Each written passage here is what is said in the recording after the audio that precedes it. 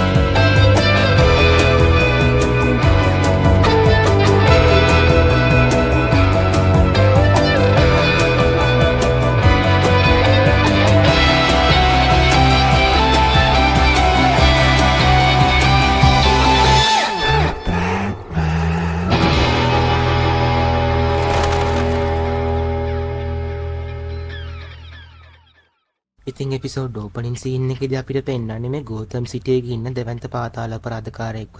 මෙයාට තමයි මිස්ටර් තෝන් කියන්නේ. හැබැයි අපිට පේනවා මෙයා මොකක් හරි දෙයකට බය වෙලා තමයි ඉන්නේ කියලා. ඒ මොකද අපිට පේනවා මෙයා ඉන්න බිල්ඩින් එක උඩින් මොකක් හරි ඡායාවක් එහාට යනවා කියලා. ඒ තමයි බැට්මෑන්. පේන විදිහට මේ බැට්මෑන් නැවිත් ඉන්නේ මේ අපරාධකාරයව නවත්තන්න කියලා හිතාගෙන.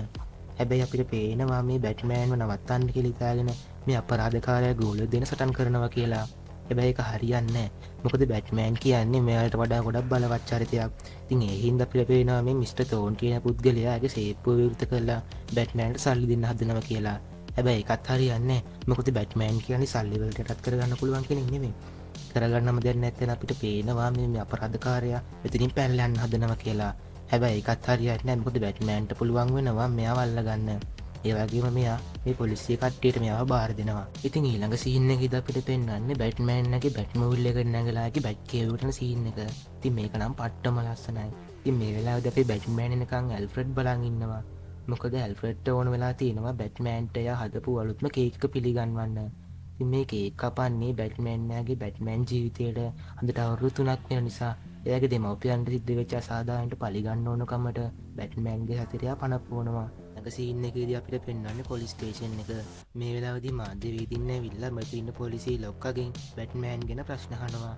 හැබැයි ඒකට එයාට හරි උත්තරයක් හම්බෙන්නේ නැහැ. මොකද පොලිසිය ලොක්කා කියන විදිහට නම් බැට්මෑන් කියන්නේ මිනිසුන් ගොතපු මිත්‍යා විශ්වාසයක්. එහෙම කියලා කෙනෙක් මේ ලෝකේ නැහැ කියලා අපිට පේනවා මේ පොලිස් කමිෂනර් ලික්මනි මෙතනින් පලා යනවා කියලා. ඊට පස්සේ සීන් එකේදී අපිට පෙන්නනවා පොලිස් කමිෂනර් විසින් මේ බැට්මෑන් කියන කෙනා ගැන හොයන්න විශේෂ කමිටුවක් පත් කරනවා කියලා. ඒ කමිටුවට මේ ළඟදී ආපු අලුත හස්පරීක්ෂිකාවකුත් ඉන්නවා. ඊළඟ සීන් එකේදී තමයි අපිට බැට්මෑන් සහ ඇල්ෆ්‍රඩ් පෙන්වන්නේ. මේ වෙලාවේදී ඇල්ෆ්‍රඩ් එයා හදපු අලුත්ම ගැජට් එක බැට්මෑන්ට පෙන්වනවා. ඉතින් මේකෙන් පුළුවන් වෙනවා බැට්මෑන්ට මේ නගරේ කොහේ හිටියත් සිද්ධ වෙන අපරාධ ගැන මේ ගැජට් එකෙන් බලා ගන්න. ඊළඟ සීන් එකේදී අපිට පෙන්වන්නේ මේ ගෞතම් සිටි එකේ කෙළවරක තියෙන ආකම් අසියුලම් කියන මානසික රෝහල වැඩ කරන සේවකයෙක් අපිට පේනවා මේ අහලින් ඇවිදගෙන යද්දී එක්තරා කාමරයක දම්පාට ඇඳුමක් ඇඳගත්තු මිනිසෙක් ඉන්නවා කියලා. ඉතින් මේ මිනිස්සයා ගැන පරීක්ෂා කරන්න ඕන කමට මේ පුද්ගලයා මේ කාමර ඇතුළට ඇතුල් වෙනවා. හැබැයි අපිට පේනවා මේ පුද්ගලයා දම්පාට මුහුණක් තියෙන විරූපී ජෝකර් කෙනෙක් කියලා. ඉතින් ඒවත් එක්කම අපිට පේනවා මේ ජෝකර් කියන කෙනා විසිදුමක් ගහලා මෙතනින් පැන ගන්න හදනවා කියලා. එයාගේ උත්සාහය සාර්ථක වෙන නිසා අපිට පේනවා මෙතනින් අනිත් රැඳවියනුත් මේ ගෑස් එකට අහු වෙලා මෙතනින් පැන ගන්නවා කියලා. ඉතින් මේ වෙච්ච සිදුවීම අපිට පේනවා ඉතාමත් කෙටි කාලයක් තුළ මාධ්‍ය ප්‍රචාරය වෙනවා කියලා. ඒ වගේම තමයි බැට්මෑන් ළඟ තියෙන අලුත්ම ගැජට් එකටත් මේ සිද්ධ වෙච්ච සිදුවීම වාර්තා වෙනවා. ඉතින් දෙපාරක් නොහිත අපිට පේනවා බැට්මෑන් මේ සිද්ධ වෙච්ච ස්ථානයට ගමන් කරනවා කියලා. ඒත් එක්කම අපිට පෙන්නනවා කමිෂනර් පත් කරපු රහස් පරීක්ෂකයෝ දෙන්නත් මෙතෙන්ට එනවා කියලා. මොකද යාළුවා විශ්වාස කරනවා මේ වගේ දෙයක් සිද්ධ වෙච්ච ගමන් අනිවාර්යෙන් බැට්මෑන් මෙතෙන්ට එනවා කියලා. ඉතින් ඊළඟ සීන් එකේදී අපිට පෙන්නන්නේ මේ ආකම් අසියුලම් එක ජෝකර් විසින් ඉස්සරහ ගේට්ටුව ළඟදී විශාල බෝම්බයක් අටවලා තියෙනවා. පිපිරලා යන නිසා අපිට පේනවා මෙයාලට එන තිබිච්ච පාලමත් මෙතන විනාශ වෙලා යනවා කියලා. හැබැයි අපිට පේනවා බැට්මෑන්ගේ බැට් රෑන්ක් එකක් පාවිච්චි කරලා මේ රෝහල තුළට ඇතුල් වෙනවා කියලා. ටික දුරක් මෙහෙම ගමන් කරද්දී බැට්මෑන්ට හම්බ වෙනවා අර ජෝකර් විසින් විසඳුම ආග්‍රහණය කරන සේවකයව. ඉතින් බැට්මෑන් මෙයාලට එක කතා කරන්න ගියත් අපිට පේනවා මේ සේවකයාගේ මුහුණේ විකෘති සිනාවක් පිරලා තියෙනවා කියලා. ඒක දැක්කට පස්සේ බැට්මෑන් එක පාට පිගස්සෙනවා. හැබැයි ඒත් එක්කම අපිට පෙන්නනවා මේ විසඳුම ආග්‍රහණය කරපු ජෝකරුත් මෙතෙන්ට එනවා කියලා. මේ දෙන එකිනෙකාත් එක්ක කතා කරන අතර අපිට පේනවා ටිකක් වෙලා යද්දී මේ දෙන සටන් කරනවා කියලා. ටිකක් වෙලා මෙහෙම සටන් කරගෙන යද්දී අපිට පේනවා ජෝකර් විසින් අර සේවකයට ගහපු විසඳුම බැට්මෑන්ටත් ගහන්න හදනවා කියලා. හැබැයි ඒක හරියන්නේ නැහැ. මොකද බැට්මෑන් විසින් එයාගේ බැට් රෑන්ක් එකක් පාවිච්චි කරලා ඒ විසඳුම තියෙන බෝතලේ වතුරට දාන නිසා. ඉතින් ඊළඟ සීන් එකේදී අපිට පේනවා මේ දෙදෙනා අතරේ විශාල දරුණු සටනක් ඇති වෙනවා කියලා. ජයග්‍රහණය කරන්න බැරි මෙතන ජෝකර් මෙතනින් පලා යන අතර අපිට පේනවා බැට්මෑන් එළියට එනවා කියලා. මේ වෙලාවේදී අපිට පේනවා රහස් පරීක්ෂකයන් දෙදෙනාගෙන් එක්කෙනෙක්ට බැට්මෑන් ඇත්තටම ඉන්නවා දකින්නවා කියලා. හැබැයි එයාලට බැට්මෑන් එක්ක කතා කරන්න හම්බෙන්නේ නැහැ. මොකද බැට්මෑන් මෙතනින් පලා යන නිසා. ඊළඟ සීන් එකේදී අපිට පෙන්නන්නේ බැට්මෑන් එහෙම නැත්නම් අපි බෲස් වෙයින් යාගේ ගොඩනැගිල්ල ඉන්නවා කියලා. මේ වෙලාවේදී ආ ජෝකර් එක්ක සටන් කරද්දී හම්බෙච්ච කාඩ් එක බල බල තමයි ඉන්නේ. ඉතින් මේ සීන් එකේදී අපිට පෙන්නනවා අර බැට්මෑන්ට හම්බ වෙච්ච රහස් පරීක්ෂක දෙනගෙන් එක්කෙනෙක් බැට්මෑන්ව හම්බෙන්න ඇවිල්ලා කියලා. පේන විදියට මේ දෙන්න පොඩි කාලේ ඉඳන්ම යාළුවෝ. මේ වෙලාවේ රහස් පරීක්ෂකයා කියනවා බෲස් මං ඊයරේ බැට්මෑන්ව දැක්ක කියලා. ඉතින් මෙතන සැකයක් ඇති වෙන්නේ නැති වෙන්න අපිට පේනවා බැට්මෑන් මේ ආපු පරීක්ෂකයාගෙන් මේ බැට්මෑන් කියන්නේ කවුද කියලා අහනවා කියලා. ඉතින් මෙයාට උත්තර දුන්නාට පස්සේ අපිට පේනවා බැට්මෑන් ඉතාමත් පාළු ප්‍රදේශයකට යනවා කියලා. මොකද එයාට ඕන වෙලා තියෙනවා ජෝකර්ගේ අනිත් සැලසුම දැනගන්න. ඉතින් අපිට පේනවා ජෝකර් ලොකු බැලුන් එකක් මෙතන හදලා තියෙනවා කියලා. ඒ බැලුන් එක තුළ සම්පූර්ණයෙන්ම තියෙන අර සේවකයට ආග්‍රහණය කරපු විසඳුම. ඉතින් අපිට පේනවා ජෝකර් මෙතනින් යන්න හදනවා කියලා. ඒ වගේම එයාට ඕන්ලා තියෙන නගලේ කෙළවරක තියෙන විශාල කුරුණක මේක වද්දවලා මේ දුම හැමෝටම ආග්‍රහණය කරන්න. ඉතින් මේ වෙලාවේදී අපේ බැට්මෑන් එයාගේ බැට් විල් එකේ නැගලා මේ ජෝකර් පිටුපස පලා යනවා.